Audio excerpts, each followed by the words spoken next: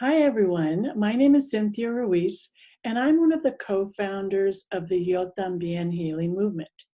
Now, a few years ago, when we started the Tambien healing movement, our intention was pure. Our intention is to help people heal from sexual trauma. Well, April is Sexual Assault Awareness Month, so I decided it was a good time to revisit the 5 steps to healing from sexual trauma.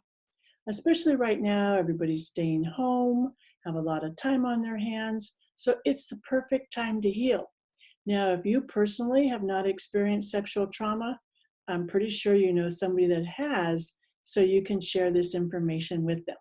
So let me go through the 5 steps to healing from sexual trauma.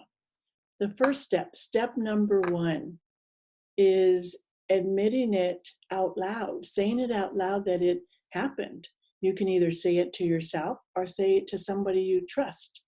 Now, I think that was probably the hardest part for me, is just saying that it happened, because my sexual trauma happened when I was 17. So to cope with it, I just buried it. I buried it, didn't talk about it, didn't tell anybody, only told one person at the time. So I just buried it. So finally, when I was able to start my healing, I said it out loud. I actually said it to myself first, and then I shared it with another person. But that's step 1, just admitting it happened, because when we experience trauma like that, we have a tendency to bury it. So say it out loud. Step number 2 really is about forgiveness. Forgiveness is very powerful. And you have to understand that forgiveness is really not about the other person. It's about helping yourself become free. So number 2 is forgive the person that's caused the trauma. Now, I know that a lot of people have difficulty with that, and it's not easy, but if you can forgive that person, and maybe you can sit down and write them a letter. Now, you're never going to mail it to them, but write a letter so you get all your emotions out, and at the end of it, forgive them. Step number 3 is forgiving yourself. And I know that sounds kind of weird, like, why would you need to forgive yourself, especially if you didn't cause the trauma? Because you don't. Nobody wants the sexual trauma to happen to them. But the reason I'm talking about self-forgiveness is because what happens is that we carry around shame, guilt, all these emotions. So to let them go, you have to forgive yourself.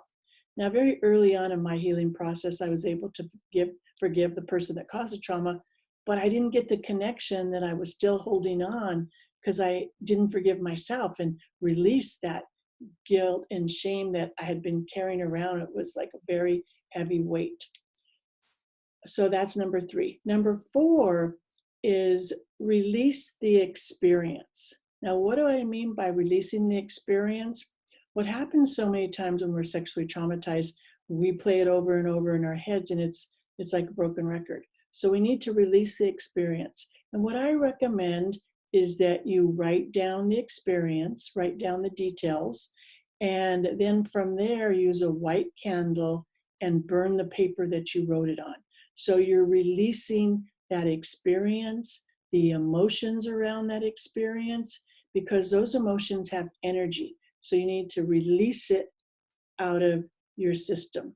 So write it down, burn it, and release it. And sometimes you may have to do that more than once to really, get it out of your system. Step number 5.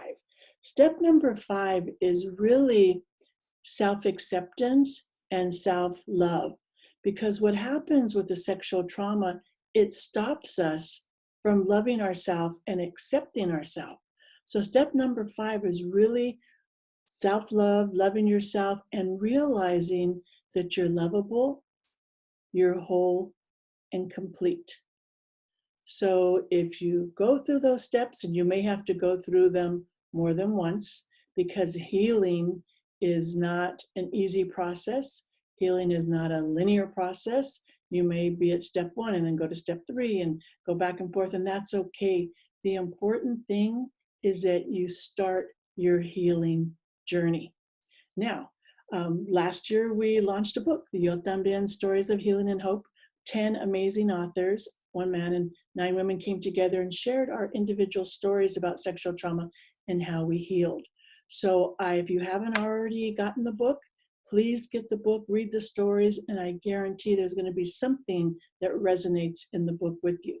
So you can go to Amazon.com, and we have a Kindle version for $2.99, and then the paperback version is $14.99. Amazon.com, Yo Tambien, Stories of Healing and Hope. Just look it up once you get to Amazon. It's easy, it comes up, they ship it to your house.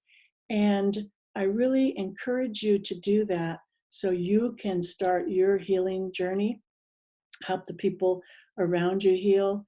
And I wish you peace. I wish you love on your healing journey. Thanks for listening.